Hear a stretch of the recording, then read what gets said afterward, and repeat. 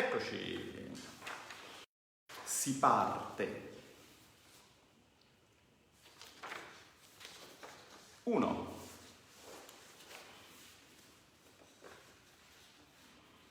4, 27, 70, 134, bene, 206, 268, serata fiacca, Antonio,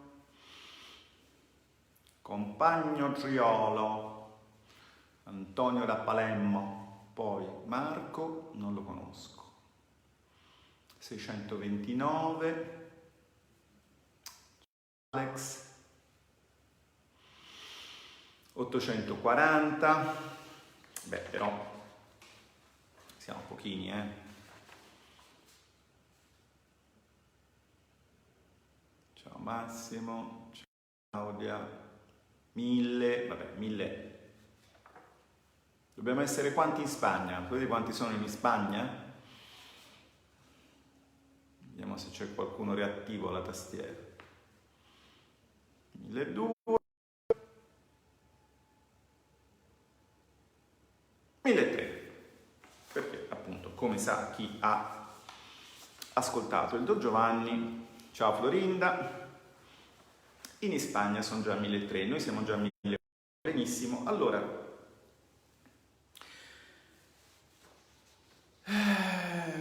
le cose di cui parlare sarebbero tante. Io mi sono fatto una lista delle lievi imprecisioni che ho rilevato, una breve lista, insomma, per più scrivevo col computer.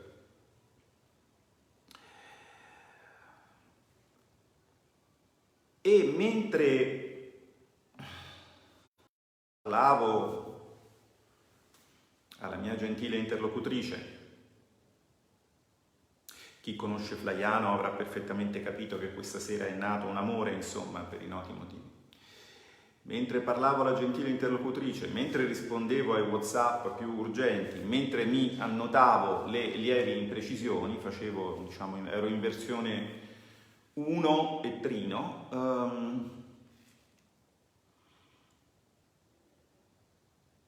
mi attraversava la mente una riflessione che voglio condividere con voi, perché secondo me penso che possa essere un buon punto di partenza per fare altri 10 anni di strada insieme, insomma, come i 10 che ci siamo lasciati, ci lasceremo quest'anno dietro le spalle. E la riflessione era questa.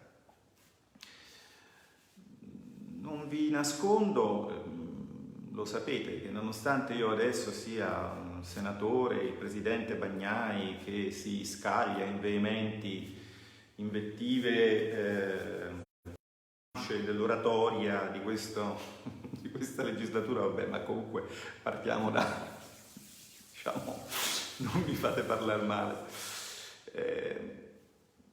Io fino a 10 anni fa ero totalmente disinteressato dalla politica, non la capivo, non capivo il modo pettegolo, farraginoso e nebuloso con cui la politica mi veniva raccontata dai giornalisti, non ne capivo i meccanismi, non ne capivo l'utilità. Una sola cosa capivo, quella che qualsiasi piddino capisce, che io ero nato dalla parte giusta, quindi gli altri erano nati dalla parte sbagliata e che votando quelli della parte giusta, che era la mia, io avrei più o meno contribuito al bene del paese. Capivo solo questo. Poi sono entrato in politica nel senso che sono entrato nel dibattito politico, portando delle tesi non particolarmente rivoluzionarie, che l'Europa non funzioni, e in particolare che la moneta unica non possa funzionare. Come sa chi mi segue, non l'ho certo imparato da qualche, diciamo così, pseudo giornalista a contratto delle grandi reti nazionali, piovuto non si sa da dove, insomma, l'ho imparato nella letteratura scientifica, per me per esempio resta sempre illuminante l'articolo di James Mead del 1957 citato l'euro, o quello di Nicholas Kaldor del 1971, cioè stiamo parlando di una data in cui io avevo meno 5 anni, nel senso che sarei nato 5 anni dopo, e di una data in cui avevo 9 anni, nel senso che ero nato 9 anni prima, quindi già allora tutto era chiaro, ma quello che non mi era chiaro era perché ciò che era sempre stato così chiaro in Italia fosse tabù e non se ne potesse parlare. A quell'epoca avevo, diciamo, maturato interesse per il dibattito, ma la politica in quanto vita parlamentare, in quanto organizzazione di un partito, in quanto mi era abbastanza sconosciuta, e come sempre quando non conosci una cosa le idee molto chiare. Ecco, c'è proprio questo rapporto inverso fra quanto non sappiamo niente di una cosa e quanto crediamo di saperne. Io ripenso, diciamo così, con compassione e solidarietà ai miei due Alberti precedenti, quello che si disinteressava totalmente della politica e dei temi politici e quello che si interessava ai temi politici non conoscendo la prassi politica. E la prima riflessione che faccio è quella che faccio ogni mattina quando mi sveglio, anche se so che non si vede perché forse può essere opportuno nasconderlo, cioè considerando tutto quello che non sapevo 20 anni fa, mi immagino quanto ne saprò di più fra 20 anni e quindi quanto poco ne so ancora oggi. Un dubbio che non traversa la mente a nessuno di quelli di voi che io incontro sui social. Voi sapete sempre tutto, meglio di me, quello che succede nel mio partito, eccetera, sapete tutto. E io vi faccio i miei complimenti, potreste forse fare. La seconda riflessione ancillare rispetto a questa è che se io non capivo niente della politica era per il modo cialtrone, raffazzonato, impreciso, fazioso, sciatto, disinformato, esteticamente ripugnante, perché mettiamoci anche questo, con alcune eccezioni, in cui mi veniva raccontato. Cioè la politica veniva e viene tutta raccontata in modo totalmente falso, distonico. Falso non solo sui fatti, adesso vi dirò alcuni fatti falsi che sono stati detti questa sera che non hanno nessun riscontro nella realtà. Ma sui fatti, contrariamente a quello che dicono quelli istruiti, secondo me sui fatti si può discutere. Chi ha fatto le scuole alte ha con le categorie di oggettivo e soggettivo un rapporto dialettico e fecondo. Le scuole basse dice no, i numeri sono numeri. Generalmente chi dice i numeri sono numeri non ha idea di che cosa sia un numero nel senso di un dato statistico, e si potrebbero fare esempi anche recenti di questo atteggiamento spocchioso e intellettuale, diciamo, secondo me deficitario.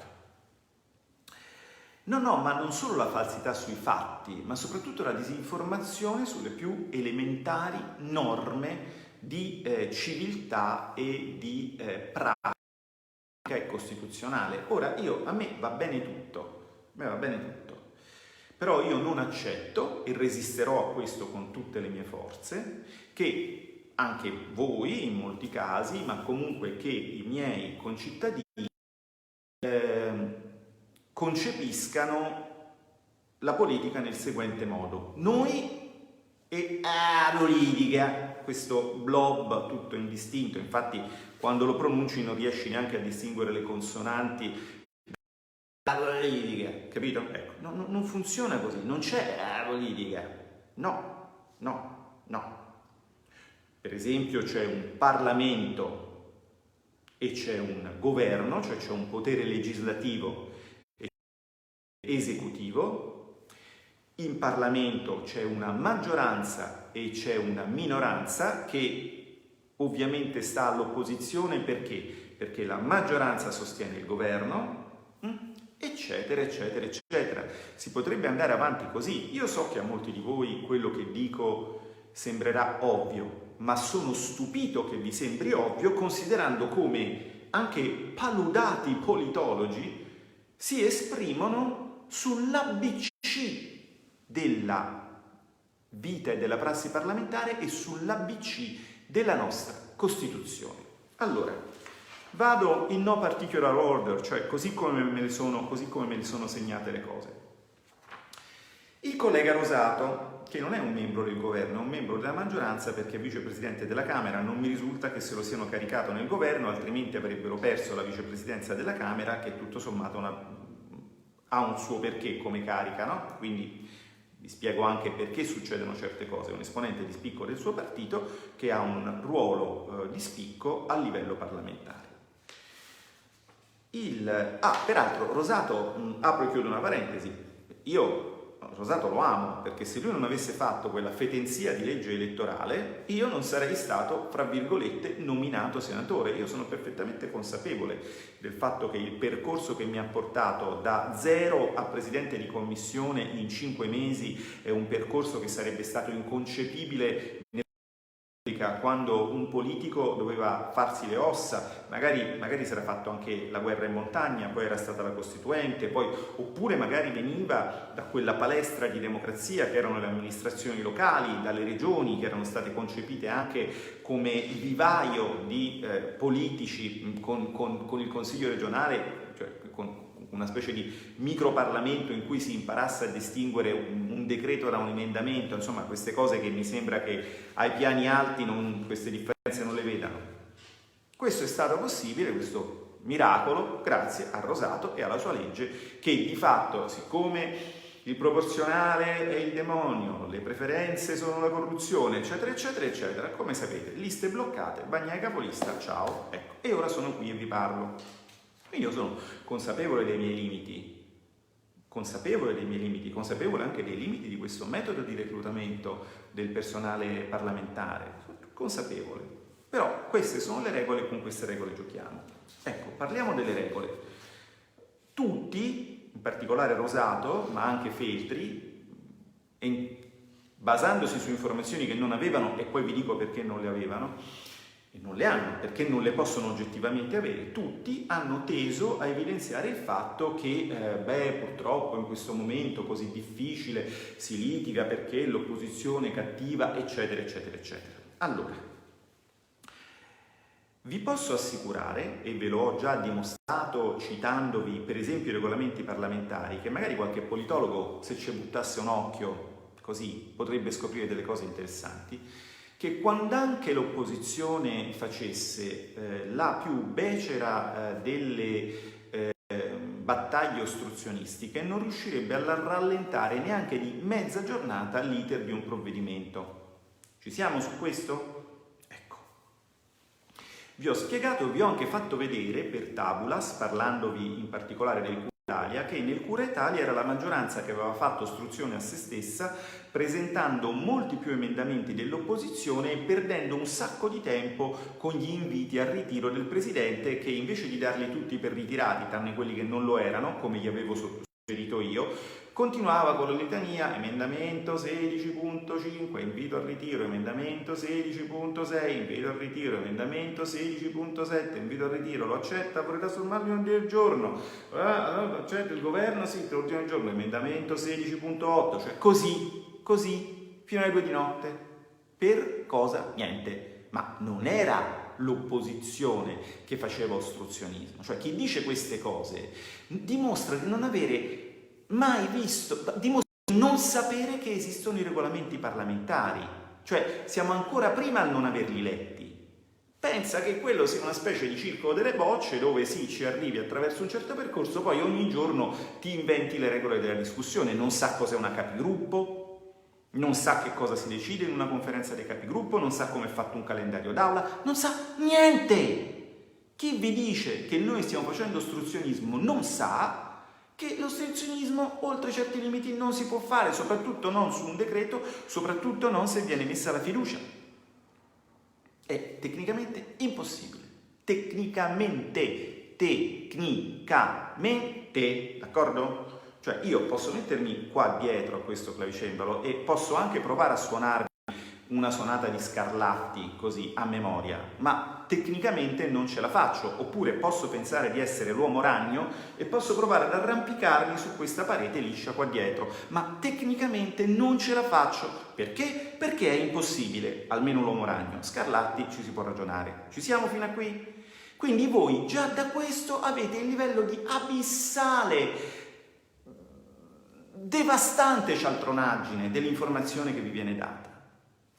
Poi vi dico perché, al netto del fatto che anche se volessimo fare ostruzionismo tecnicamente non potremmo, perché le persone che ci attribuivano questa intenzione, che quindi attribuivano a noi l'incertezza della fase politica, non avevano le informazioni e parlavano senza cognizione di causa. Il motivo è molto semplice. Io al tavolo del confronto fra governo e opposizione c'ero, so com'è andata e ho i testimoni. Brunetta, Fazzolari e Colucci. Quasi quasi la prossima volta li invito qua, così diciamo ci apriamo una bottiglia appena finisce il distanziamento sociale e con 3 testimoni vi racconto quello che è successo.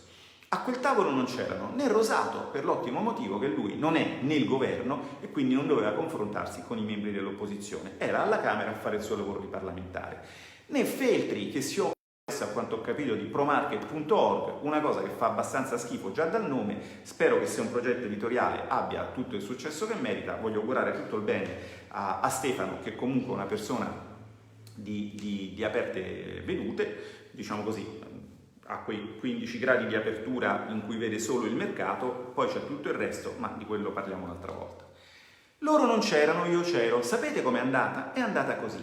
Noi arriviamo a quel tavolo, ci sediamo e Brunetta dice: sentite, questa cosa di collaborazione fra governo e opposizione al di fuori di un governo di unità nazionale, dove quindi l'opposizione non ha ministri ma viene solo a un tavolo per essere ascoltata, è abbastanza strana e probabilmente rischia di essere una perdita di tempo. Allora io vi chiedo la seguente cosa: ci dovreste dire quale è il percorso che intendete fare, cioè quanti decreti intendete fare, perché non potrete certamente risolvere tutto con 25 miliardi. Risposta: no, ma facciamo tutto con 25 miliardi. Vabbè. Ci dovreste dire quando arriverà il prossimo decreto, perché poi a un certo punto, beh sì, forse facciamo un altro decreto, quando? Ad aprile. Benissimo. Allora ci dovreste dire in che modo noi possiamo contribuire a no? Perché non è che ci ascoltate, poi scrivete quello che vi pare e poi ci rivediamo in commissione e noi dobbiamo dire di sì a tutto. Fateci portare le nostre proposte, valutatele. Allora, lì la cosa è stata: in questo decreto non potete fare niente perché tutti i 25 miliardi sono stati spesi, ma se voi presentate degli emendamenti costosi, li convertite in ordine del giorno, vi promettiamo che li prendiamo così come sono nel decreto aprile, che è quello che adesso esce a maggio. D'accordo? Allora sembrava che dovesse uscire ad aprile. Quindi questo ci è stato detto.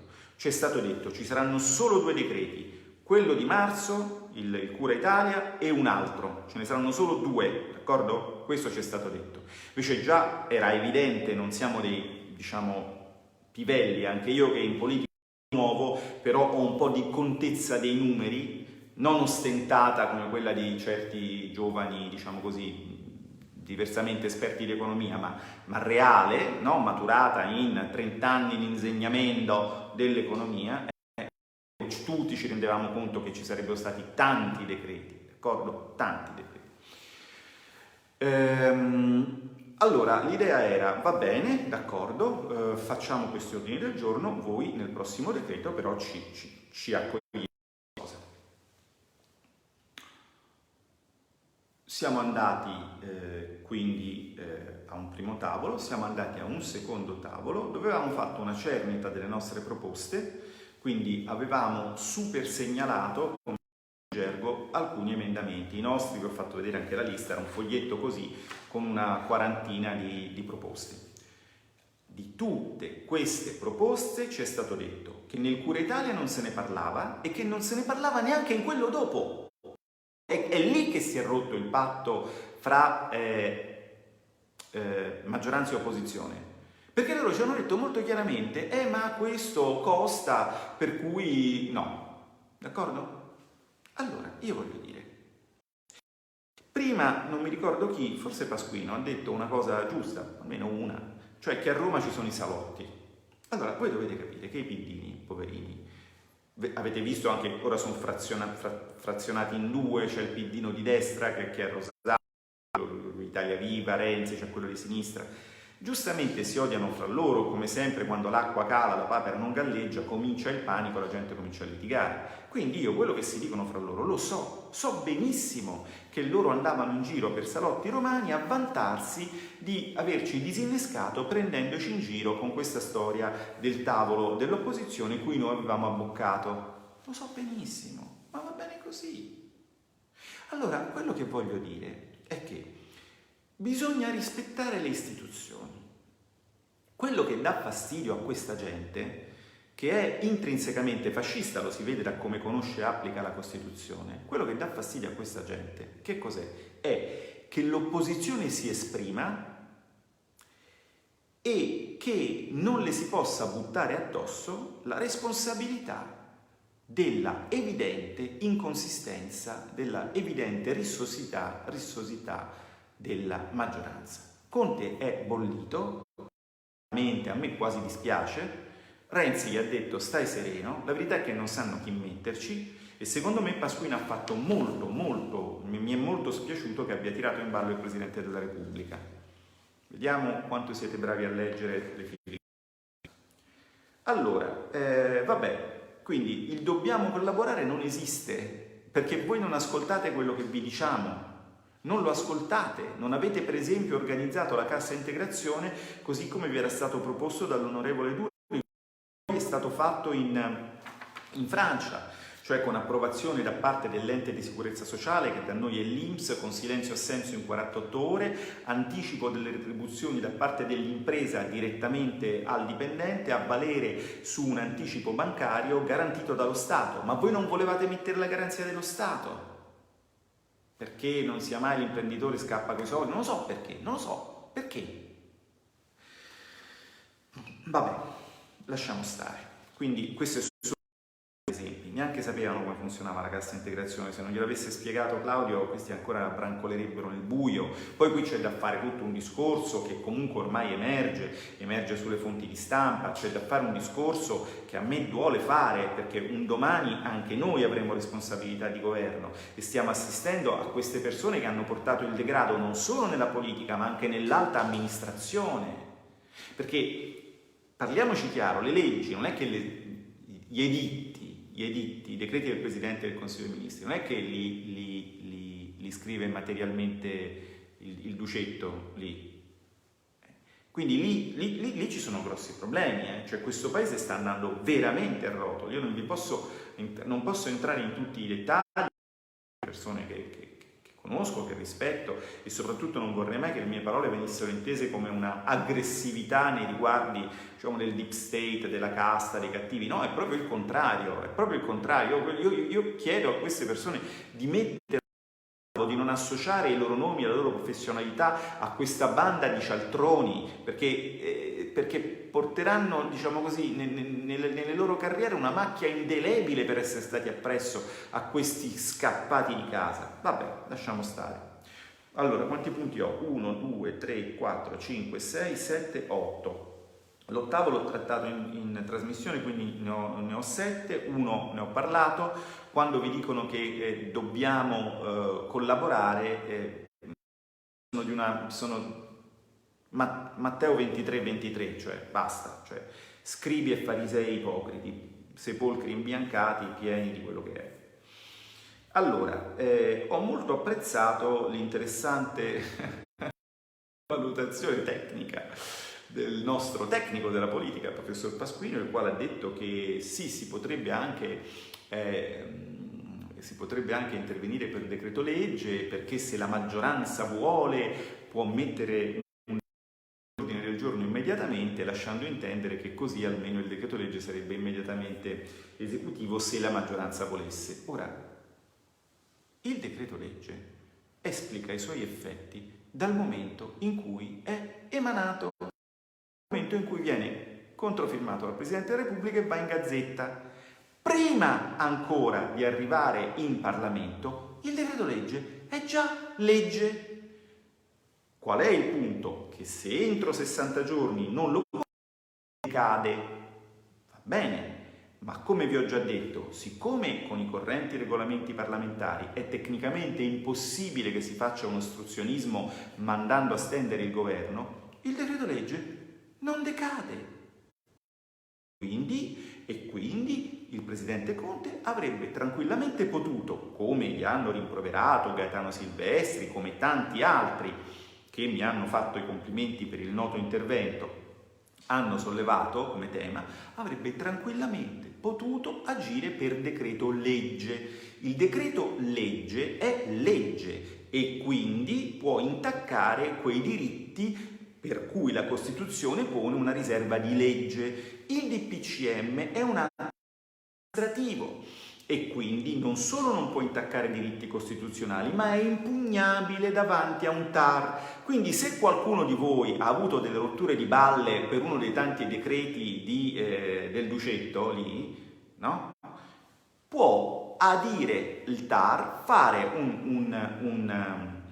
un esposto, si trova un amministrativista, se no glielo trovo io, e fa il suo esposto. Dopodiché è chiaro che in questo momento in cui la bene è stata considerata servizio non essenziale, quindi sono stati sospesi i termini, sospese le cause, eccetera, eccetera.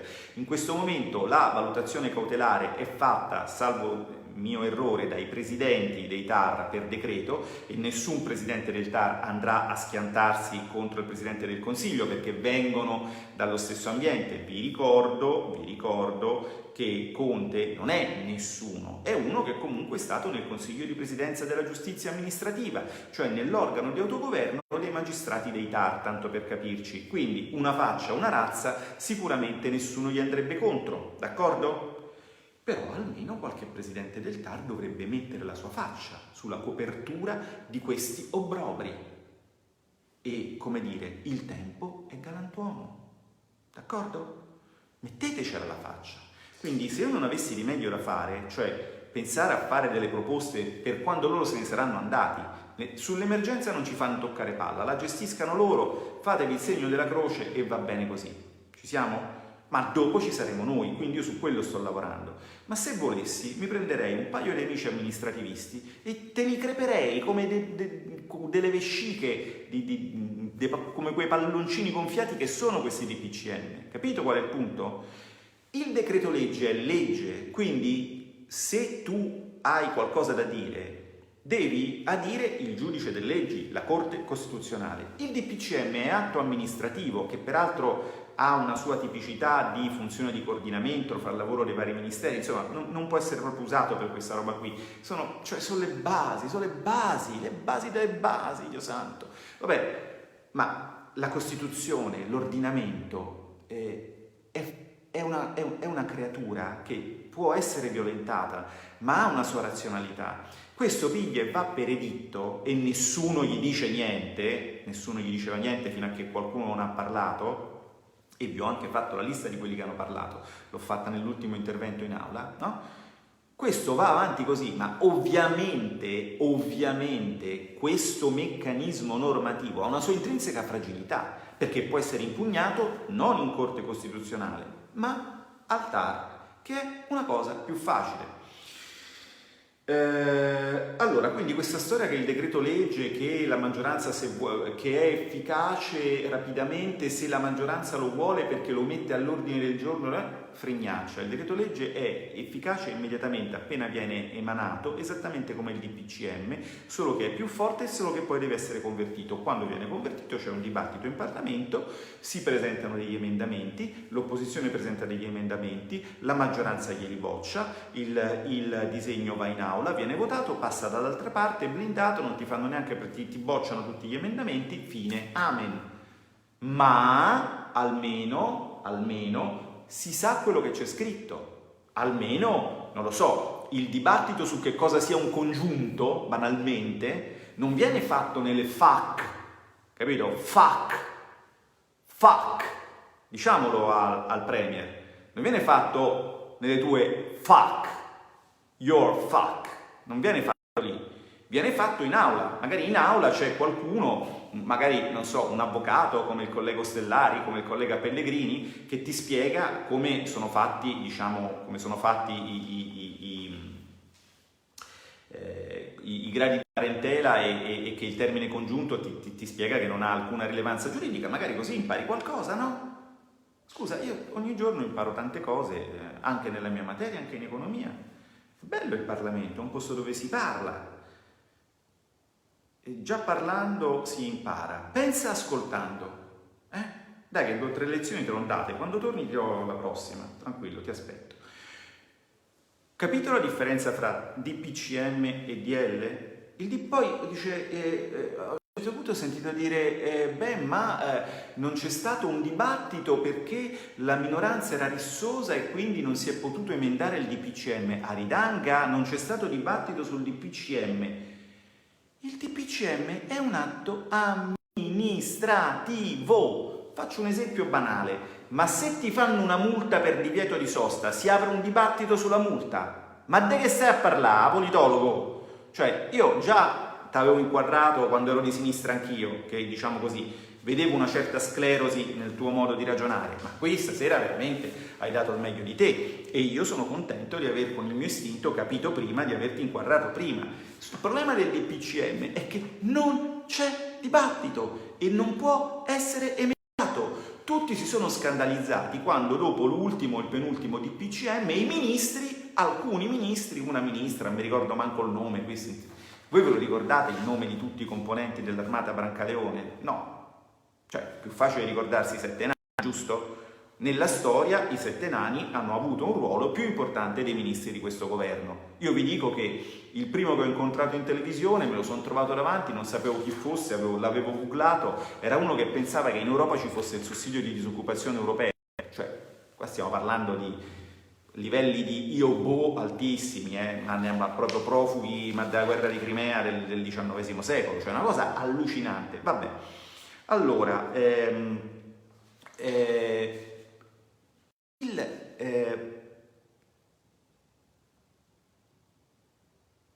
il DPCM non può essere emendato, non ha un percorso parlamentare, è un atto amministrativo, quindi non c'è dibattito, non viene portato neanche in Consiglio dei Ministri e quindi è normale che quella ministra anonima di cui non ricordo il nome e di cui la storia non lascerà alcuna traccia fosse perché si vedeva piovere addosso una cosa nel suo campo di competenza specifico che non so quale fosse senza essere stata avvertita. Perché non era stata avvertita? Perché non era passato per il Consiglio dei Ministri il DPCM? Perché il DPCM è un decreto legge approvato collegialmente dal Consiglio dei Ministri, è un atto di un singolo ministro, il primo, il Premier. Chiaro il concetto? Cioè, è tutto semplice, secondo me è semplice. E qui capisco perché io non capivo la politica, capisco perché voi non capite la politica, ma perché ve la spiegano così. Non vi spiegano la differenza fra un atto amministrativo, che quindi ha un suo percorso, che può essere impugnato al TAR, che non prevede un dibattito parlamentare, non prevede un passaggio in Consiglio dei Ministri, e una legge che con la stessa efficacia, la stessa tempestività, la stessa incisività, però ha un percorso del tutto diverso, che passa per il Parlamento e quindi è più solido poi come provvedimento normativo. Cioè, quando, mettiamola così, quando molti figli di molti giudici del TAR avranno avuto difficoltà economiche, faccio questo scenario, non so perché qua crolla tutto, no? Cioè, si andranno a crepare questi DPCM uno dietro l'altro con uno spillo e si andrà anche a vedere se non c'è del danno erariale, si andrà in Corte dei Conti, cioè, amici, c'è anche un motivo se è meglio non scegliere quella strada quando le cose sono serie, è perché tu scegli una strada sulla quale ha una serie di giuste prime indicazioni sul profilo processuale del diritto amministrativo.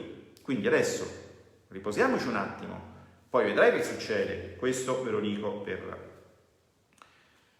La Costituzione è stata violata, la Costituzione non è stata violata, che è come dire Bagnai, tu in aula hai detto delle fregnacce, ma non prendiamola sul personale. Ma sai che me ne frega a me? Tanto anche Rosato è transeunte, cioè io gli voglio bene perché, ripeto, se non avesse fatto lui una legge elettorale, la sua probabilmente incostituzionale e oggettivamente obbrobriosa, io non sarei qui. Quindi cioè sarei qui ma starei suonando, non starei parlando con 2700 sconosciuti o conosciuti, alcuni conosciuti. Ma la Costituzione è stata violata per il motivo che ho espresso in aula, senza entrare nei dettagli perché non volevo offendere la persona a cui stavo parlando, il Presidente del Senato, che certe cose sa meglio di me. La Costituzione è stata violata perché i diritti soggetti a riserva di legge, come la libertà personale, sono stati intaccati con atto amministrativo. Se il pizzardone ti prendesse e ti portasse a Re Bibbia, lui, perché? Perché gli stai antipatico, perché sei Salvini. Ma voi ve lo immaginate se queste cose le avesse fatte Matteo? Cioè adesso Matteo è il mio leader politico. E quindi, per chi mi vede da fuori, io sono un leghista, devo difendere il capo dei leghisti. Ma qui il discorso è un altro. Questi si stracciano le vesti per Orban, che è passato dal suo Parlamento, dove ha avuto un voto, d'accordo? Si stracciano le vesti. Ah, sono al PPE, il dittatore. L'altro giorno Ferrazzi, porello, mi faceva una pena, non gli ho manco detto niente. Cioè, ma guardati, ma cazzo, ma non è possibile. Ma non è possibile. Qui c'hai uno che per atto amministrativo, per un motu proprio, intacca tipo 9 diritti costituzionali, sono quelli che ho avuto il tempo di dire in aula, in realtà sono di più. E tu te la prendi con Orban, che fra l'altro ha agito nel binario della sua Costituzione. Vabbè. Quindi la violazione della Costituzione c'è stata. Sul perché e sul per come ci si sia passati sopra, questo non sta a me giudicarlo. Sono io il Presidente della Corte Costituzionale? No. Quindi non sono fatti miei.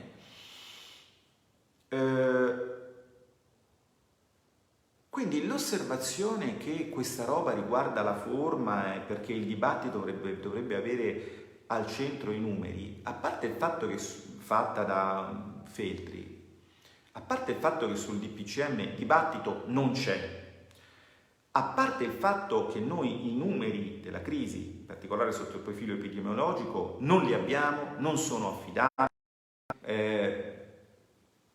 ancora si ragiona sulle effettive cause dei decessi, abbiamo visto che la scienza è politica, perché abbiamo visto dei guitti politicanti paludarsi e andare a imporci le loro regole astruse e totalmente e sempre fuori fase, no? Sempre fuori fase. Non è colpa di Salvini se quando bisognava chiudere chiedeva di chiudere, ora che bisogna aprire chiede di aprire. E non è se Conte faceva il contrario, ma guardate che è Conte che fa il contrario di Salvini. Conte ormai non è più in grado di pensare ad altro che a Salvini. Se Salvini dice, non so, voglio farmi occupare dalla... no? Per dire una cosa, a quel punto Conte fa una dichiarazione, una conferenza stampa su Facebook e dice no, perché la Cina, regime dittatoriale, cioè è capace di andare contro se stesso pur di andare contro Salvini e soprattutto è capace, e lo ha fatto, contro il paese, violando la Costituzione. Questi sono i fatti, cioè carta canta. Io a questi fenomeni da talk show voglio dire che ci sono gli atti parlamentari, a meno di un asteroide, a meno di un regime veramente profondamente totalitario che distrugga tutto, rimangono lì, saranno lì fra un secolo, fra 2 secoli, fra 3 secoli e si vedrà che questo è uno dei momenti più bui della storia del nostro paese e non ci si può girare intorno e non si può dare la colpa all'opposizione perché fa l'opposizione, a meno che, ed è lì che poi si arriva, a meno che non vi dia fastidio il fatto che esista un'opposizione e che sia fatta di persone più capaci di voi, perché anche questo noi cerchiamo di nascondervelo, però non sempre ci riusciamo e questo dà un fastidio tremendo, io me ne rendo conto. Quindi questo è il livello. Allora, mi hanno detto che la Costituzione non è stata violata, è stata violata, che il decreto legge è, diciamo così, la maggioranza è fragile, cazzata, il decreto legge è legge immediatamente. Che quindi la scelta del DPCM era una scelta sostanzialmente obbligata, non ha violato nessun diritto, non è vero, non era una scelta obbligata e ha violato diritti. Che il DPCM, se l'opposizione non fosse stata rissosa, lo si sarebbe potuto discutere ed emendare, non è vero, non passa neanche per il Consiglio dei Ministri, tant'è vero che i ministri non sapevano quello che c'era scritto, si sono risentiti e secondo me hanno fatto bene, eccetera, eccetera, eccetera. Qual è la assicurazione del fatto che il decreto legge avrebbe potuto essere usato senza nessuna lo si sarebbe potuto usare senza nessun rischio? Semplice. La tenuta di questo governo è l'assicurazione sulla vita del partito di maggioranza relativa, di quei tripli traditori, il terzo tradimento deve arrivare, che sanno che nella prossima legislatura, anche se rinnegheranno queste leggi e quindi andranno verso il terzo mandato, ma nessuno li voterà più. Sono così, la loro forza è il numero, perché altre forze non ne hanno. Con una maggioranza così, ma figurati se, ti passa tu, la paura di andare a casa è devastante, devastante. Ecco, allora, questa è la situazione. E quindi, riallacciandomi da dove sono partito, mi rendo perfettamente conto del fatto che quando non capivo la politica e quando la politica non mi interessava, era solo in parte colpa mia. La politica mi veniva raccontata male, in modo sciatto, io ne avevo una rappresentazione caricaturale e avendone una rappresentazione caricaturale ovviamente non potevo vederne l'utilità, però tutto questo lo si può superare, lo supereremo insieme, farò un maggiore sforzo, soprattutto quando mi sarò liberato dall'onere della presidenza, per spiegarvi quello che succede, per farvi vedere come sono materialmente fatte i provvedimenti di legge. Ricordo che sul mio canale Telegram metto tutta roba che potreste avere tranquillamente. Vi ho anche spiegato nel mio blog come consultare il sito del Senato per raggiungere gli atti parlamentari. Insomma, quando mi arrivano le cose ve le metto sul canale Telegram, così le trovate. E naturalmente poi tutte le dinamiche del dibattito, retto da un regolamento, tutte queste cose che vi possono aiutare a capire come si sta svolgendo la discussione e quali sono i percorsi politici agibili o meno. Però noi non stiamo facendo ostruzionismo a nessuno, noi stiamo lavorando.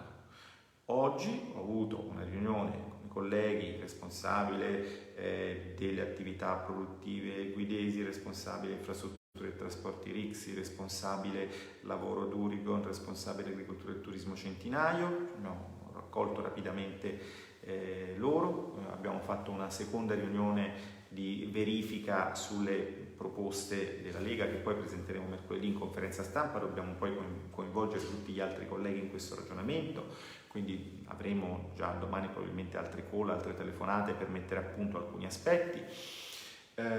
Mi sono preoccupato della fase redazionale di questa roba qui. Lavoriamo, d'accordo? Lavoriamo perché lavorare non si perde mai tempo, sono cose che non ci fanno fare, sono valide e siccome è già successo, vi ho raccontato la storia della CIG ma potrei raccontarvene altre, sono cose che faranno loro tardi e male. Vabbè, comunque noi avremo la soddisfazione intellettuale di poter vedere il nostro contributo di idee, diciamo così, materializzarsi. E impariamo a fare squadra, impariamo a parlarci, impariamo i pregi e i difetti di ognuno di noi, impariamo a sopportarci, impariamo a scambiarci le informazioni, impariamo tutte quelle cose che si imparano quando si è all'opposizione. Ci ci si prepara, perché poi quando si è al governo si ha meno tempo per condividere, si ha meno tempo per progettare, perché bisogna eseguire. Ma, come direbbe l'amico Ruggeri, a execution questi qui stanno messi veramente male. Bene, questo volevo dirvi, volevo farvi notare qualche dettaglio nelle pieghe del discorso. Saranno sfuggiti a tutti questi obbrobri, questi strafalcioni giuridici, saranno anche sfuggite alcune palesi, evidenti contraddizioni con la realtà dei fatti, insomma, chi se ne frega. È sempre importante andare in televisione perché secondo me poi la differenza fra uno che le cose le sa e uno che le cose non le sa istintivamente si vede. Bene, ciao Simona, ciao Massimo, grazie per i complimenti che ho detto, manco me lo ricordo più. Perché il governo si affretta a rendere, ma non so se il governo si stia affrettando a rendere i vaccini obbligatori, lì diciamo c'è un grosso dibattito. Bagni Premier, vabbè, basta che non sono io, se è Bagni va bene. Non ci mandi parcella? No, queste lezioni sono gratis, voi già mi pagate per farvi queste lezioni. Quelli della scatoletta di tonno ve le avrebbero dovute fare prima di me, ma poi si sono resi conto che se tu fai la riunione di maggioranza in streaming e ti fai vedere che però tu vuoi l'emendamento per l'acquedotto del tuo paesello e te ne fotte sega di altre cose, e dopo diciamo tutta la purezza della politica si sgretola di fronte al fatto che anche tu fai lobby per il tuo elettorato, come è normale che sia, e quindi lo streaming è scomparso, ma è scomparsa anche perché fa perdere tempo un'azione didattica e di presentazione come ho fatto io. Certo, la faccio nella mia prospettiva politica, ma poi la tecnica è quella, i regolamenti sono quelli. Ecco, quello è totalmente scomparso, anzi non c'è mai stato. Canale Telegram, senatore Alberto Bene, sì, ma ragazzi, cioè, se non siete grillini, googlate e io ci arrivo. Grazie mille per le spiegazioni, buona serata, questo va sempre bene. Adesso mi vado a fare una bella dormita perché domani continuo a lavorare. Abbiamo anche un Papa che sta con questa maggioranza, va bene, va benissimo così.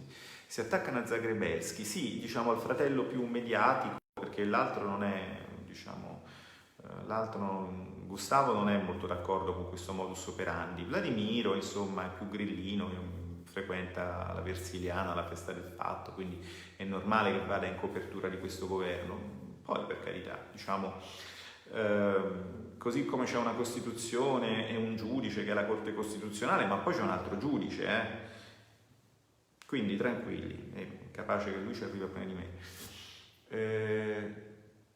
Grande prof, Conte, posizione su Berlusconi e MES, che domanda è? Non lo so, io non capisco le vostre domande. Ricordate il caso Bellomo? No, non me lo ricordo, dopo me lo vado a googlare. Tremonti è stato bravissimo, Tremonti è una persona di un'unità e anche, vi devo dire, di una simpatia, avendolo conosciuto, notevole, molto preparato e ha vissuto in prima persona certi percorsi. Peccato stasera si senta così male. Sentite male voi? Avete problemi di audio? Un saluto da Montreal. A Montreal c'è un... no, il mio amico è a Quebec City. Sentite bene? Perché qualcuno si lamenta dell'audio, giusto per capire, serve a me per capire da dove è opportuno che mi faccia... Se dovrei avere campo. L'audio c'è? Mi pare che... Bene. È la prima volta che qualcuno ci spiega i meccanismi nascosti. I meccanismi non so... Poi la cosa paradossale, dov'è la presa in giro, no? La scatoletta di tonno, onestà, trasparenza, qua e là. Se voi ci fate caso, il Senato e anche la Camera, ma forse un filo di più il Senato, è una delle istituzioni più trasparenti al mondo. Avete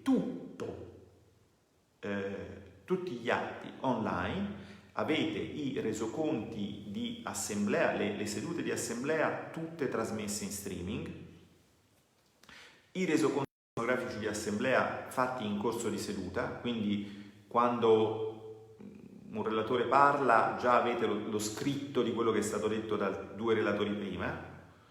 Le sedute di commissione avete i resoconti sommari 1 o 2 giorni dopo, le audizioni sono tutte in streaming, Non sono in streaming le sedute di commissione perché all'inizio di questa legislatura c'era un presidente di maggioranza che si impappinava e per non avere casini in maggioranza la conferenza dei capigruppo decise che forse era meglio non far vedere le sedute di commissione. Allora, io personalmente ritengo che, a parte alcuni casi in cui potrebbe essere divertente o istruttivo, è opportuno che le sedute di commissione non siano pubbliche, perché poi se no si crea il clima talk show, dove anche i colleghi più preparati si mettono a fare i fenomeni e non si lavora, d'accordo? Però, al netto di questo, se voi voleste, vi manca una guida, cioè è il modo in cui il potere si difende, spesso non è negandovi le informazioni, ma dandovene troppe e non facendovi capire che cosa è importante e che cosa non è importante.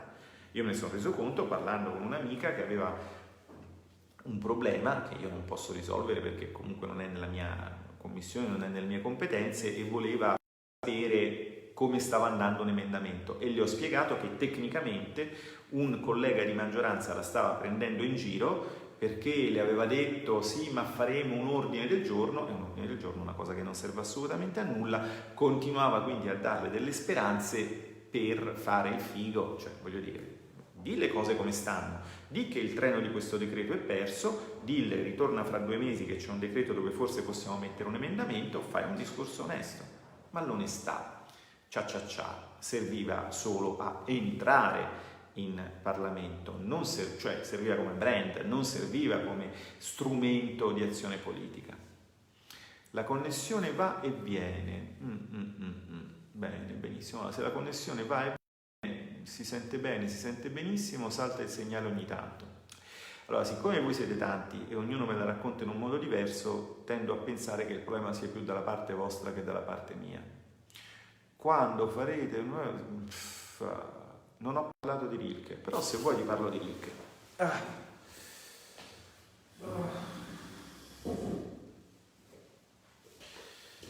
Ti dice bene perché l'avevo portato giù un po' di tempo fa. Vediamo che cosa troviamo qui. Abbiamo messo un segno a questa pagina.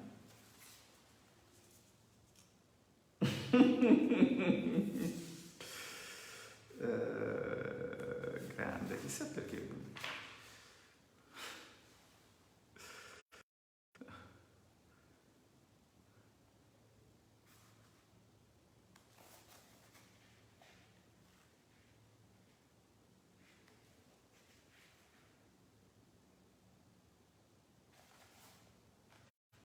Questa pagina non me la ricordavo. Ma che bello! Ah, fantastico, fantastico, fantastico.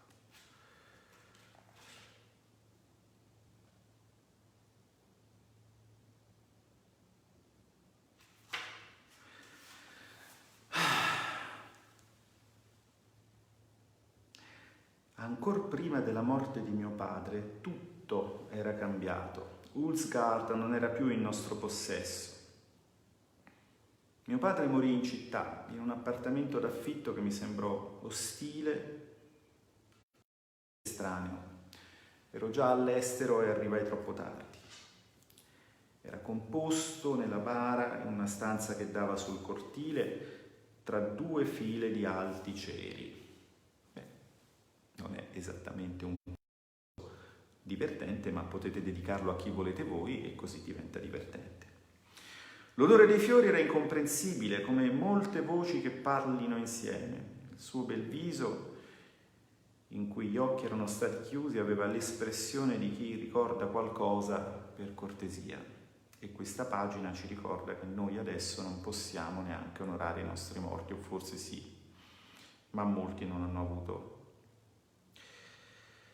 questa sorte. Era vestito forme di capocaccia, ma non so perché gli avevano messo il nastro bianco anziché quello azzurro. Le mani non erano giunte, posavano oblique l'una sull'altra e sembravano artificiali e senza senso.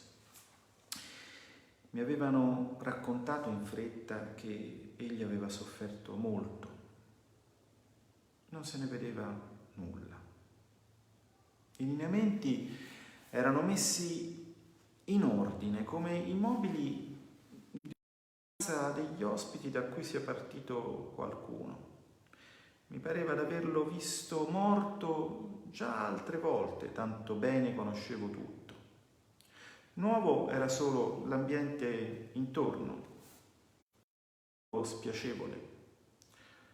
Nuova era quella stanza opprimente che aveva di fronte delle finestre, probabilmente finestre di altri. Nuovo era che di tanto Siversen entrasse e non facesse nulla. Siversen era invecchiata. Dovevo poi far colazione. Più volte mi annunciarono la colazione. Non mi sentivo affatto di far colazione quel giorno. Non notai che volevano farmi uscire. Alla fine, poiché non me ne andavo, Siversen finì col dire che ci sarebbero stati i medici. Non capivo perché. Ci sarebbe stato ancora qualcosa da fare? Disse Siversen e mi guardò fisso con gli occhi rossi. Poi entrarono un po' a precipizio due signori. Erano i medici. Il primo abbassò di scala come se avesse le corna e volesse caricare per guardarci al di sopra delle lenti. Così. Prima Siversen, poi me. Si inchinò con compitezza da studente. Il signor Capocaccia aveva desiderio, disse allo stesso modo in cui era entrato. Si ebbe di nuovo l'impressione che si precipitasse in avanti. In qualche modo lo costrinsi a far passare lo sguardo attraverso le lenti. Il suo collega era biondo, con la pelle delicata. Mi venne in mente che sarebbe stato facile farlo arrossire. Seguì una pausa. Era strano che il Capocaccia abbia desideri. Involontariamente guardai di nuovo il bel viso regolare e allora seppi che voleva certezza. L'aveva in fondo sempre desiderata. Ora l'avrebbe ottenuta. Loro sono venuti per la perforazione del cuore. Prego, mi inchini indietro. I due medici si inchinarono insieme e cominciarono subito a concentrarsi sul loro lavoro. Qualcuno già scostava i ceri, ma il più vecchio fece ancora qualche passo verso di me. A una certa distanza si protese in avanti per risparmiare l'ultimo tratto e mi guardò seccato. Non è necessario, disse, cioè io credo che sia forse meglio se lei... Mi parve trasandato e logoro, così risparmiatore e frettoloso com'era. Mi inchinai un'altra volta. Le circostanze volevano che di nuovo mi inchinassi. Grazie, dissi asciutto. Non disturberò. Sapevo che avrei sopportato questo e che non c'era alcuna ragione di sottrarsi alla cosa. Doveva andare così. Questo era forse il senso di tutto. Inoltre non avevo cosa succede quando a qualcuno viene perforato il petto. E io non avevo mai visto, per esempio, cosa succede quando i 5 Stelle si alleano col PD. Mi parve regolare non sottrarmi a un'esperienza così singolare, ora che si presentava spontanea, libera da costrizioni. Già allora non credevo più alle delusioni, dunque non c'era nulla da temere. No, non ci si può prima nulla al mondo, neppure la minima cosa. Tutto è composto di singoli particolari, tanti che è impossibile prevederli. L'immaginazione vi si passa sopra e non si nota che mancano, tanto si va di fretta. Ma le realtà sono lente e indescrivibilmente particolareggiate. Ecco, ricordatevi di questo, le realtà sono indescrivibilmente particolareggiate, ricordatevelo quando venite su Twitter a dirmi tutto quello che sapete di tutto quello che io non so. Buonanotte!